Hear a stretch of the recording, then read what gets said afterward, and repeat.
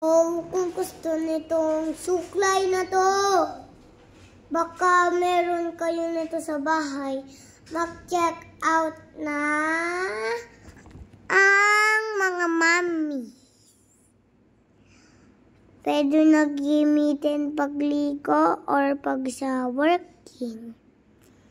And kung gusto to, check out sa yellow basket. Lagay ko dyan, go back to the Philippines.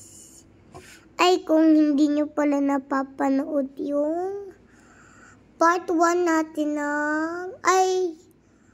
part 3 ng ating pag-vlog.